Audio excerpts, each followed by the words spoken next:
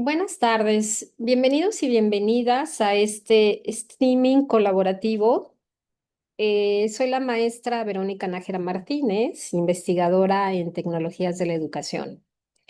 Hoy analizaremos cómo funcionan los portales y programas, plataformas de inclusión digital en Argentina, Chile, Brasil, Colombia y México, 5 países que se analizaron para hacer este trabajo. Revisaremos cómo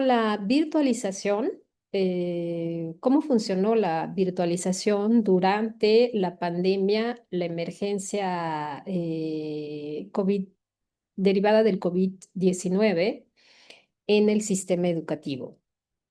Hoy me acompañan dos especialistas en tecnología educativa, la maestra Carla y la maestra Brenda, a quienes les doy una cordial bienvenida.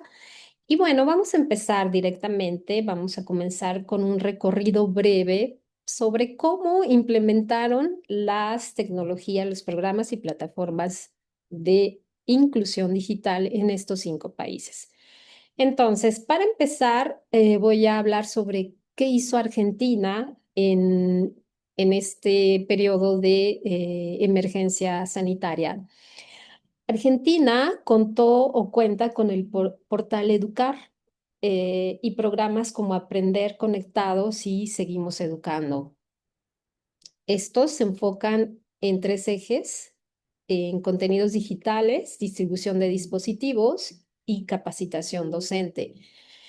Durante la pandemia, Argentina reforzó el uso de la televisión, el radio y cuadernillos impresos para zonas sin conectividad, y esto permitió sostener la continuidad educativa.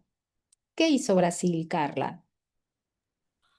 Hola, muy buenas tardes, muchísimas gracias. Pues sí, hablando de Brasil, destaca principalmente lo que es ProInfo y la plataforma Abame. El énfasis está en el desarrollo profesional docente y la creación de laboratorios informáticos. Además, existe una amplia colaboración entre el ministerio y las secretarías estatales para llegar a áreas rurales. Eso es muy, muy importante en un país.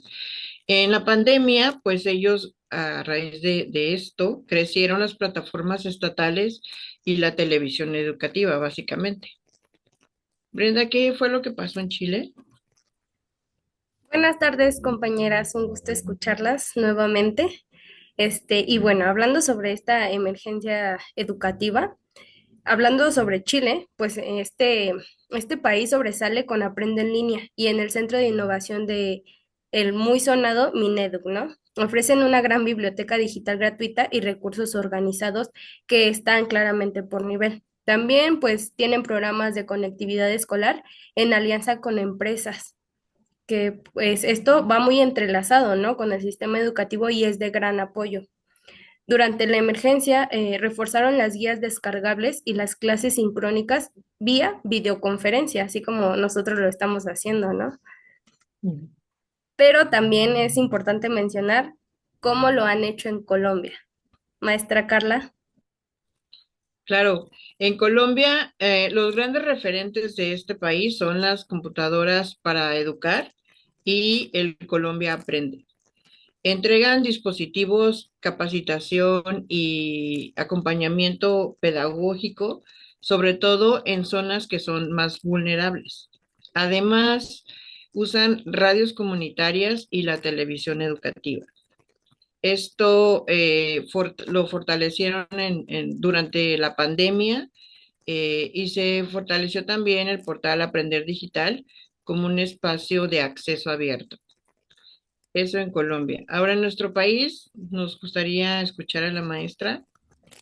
Claro que sí. Bueno, pues en nuestro país se utilizaron programas como Aprende MX, México X y portales estatales. En este uso de estos programas destacó el uso masivo de televisión educativa mediante Aprende en Casa. También se ofrecieron libros digitales, clases en línea y cursos para docentes, que fueron de gran ayuda, ¿verdad? La TV también fue el medio clave para cuidar la cobertura de un país con desigualdad de conectividad, perdón. Muy bien. Es decir, cada país hizo un poco lo que pudo en esta emergencia sanitaria. Bien, vamos a pasar a una segunda parte que es ¿cuáles son las cuatro dimensiones de la virtualización?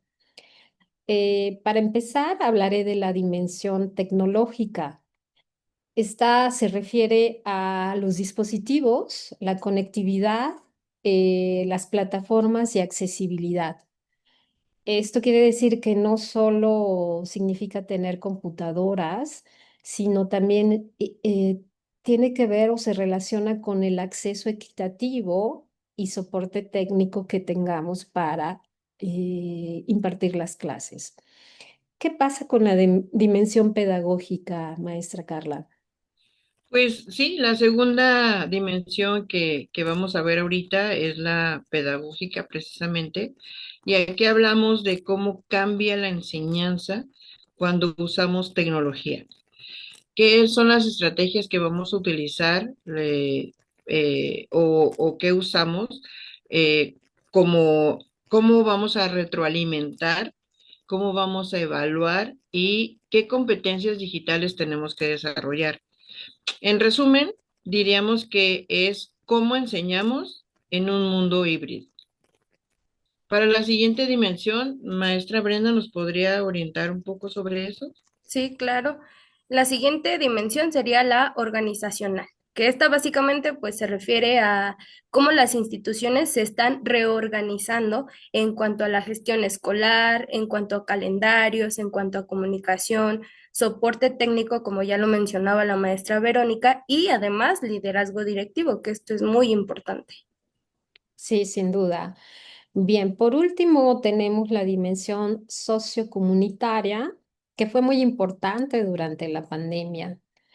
Pues se reconoce el papel de la familia, la comunidad y las redes locales. En la pandemia fueron clave el acompañamiento de los padres, la familia y los centros comunitarios con acceso a Internet. Sin esto no hubiera sido posible la impartición de las clases. Bueno, para concluir este streaming colaborativo, vamos a, pues sí, un poco debatir. Más que debatir es comentar qué país lo hizo mejor. De estos cinco que hemos visto que implementaron durante la pandemia, ¿qué país lo hizo mejor? Según yo, bueno, mi postura es que Argentina tuvo una estrategia equilibrada de recursos digitales, usó la radio, la televisión y materiales impresos. Estos llegaron a quienes no tenían internet y mantuvieron una continuidad educativa. ¿Qué pasa con Chile, Carla? ¿Qué piensas tú? Bueno, de hecho, Chile, por mi parte, yo considero que ellos ya tenían plataformas consolidadas, sólidas, con una estructura bastante clara y los recursos tenían organizados sus recursos desde antes de la pandemia. Por eso yo considero que es uno de los precursores de esta parte, ¿no? Eso a ellos les permitió reaccionar rápido y con mucha orden. La estructura del Mineduc permitió actuar con rapidez y con orden en este sentido, ¿no? Mm, Yo pienso que Chile es uno de los primordiales. ujú. Sí, bueno, en cuanto a, yo pienso que Colombia fue uno de los destacados, ¿no? Porque combinó tecnología, brindó además un acompañamiento docente, ¿no? En cuanto a los medios alternativos, porque muchos países decían, ahí está la estrategia, tú manéjala como puedas, como quieras y con lo que tengas, ¿no? Pero en este caso, Colombia dio un acompañamiento docente. Además, también brindó herramientas digitales, radiales y televisivos, ¿no? Y bueno, resumiendo, logró llegar a zonas rurales con estrategias que fueron contextualizadas. Yo creo que una parte muy importante, así como lo mencionaba la maestra Carla, ¿no? Tocar estas zonas rurales en donde muy poco se meten a lo mejor inversiones, ¿no? Sí, Entonces, mi postura es que Colombia fue el país que más logró cambios en esta temporalidad emergente. perfecto. Sí, pues como vemos, cada país aplicó estrategias, implementó estrategias distintas según el contexto y las capacidades que se tenían. Más que elegir un ganador, lo valioso es entender que la inclusión digital requiere de políticas continuas, accesibles y sostenibles. Entonces, sí, cada quien hizo lo que pudo con lo que tenía, pero sí, Chile ya tenía un recorrido bastante interesante con respecto a la digitalización, virtualización. Pues bueno, gracias por acompañarnos en este streaming.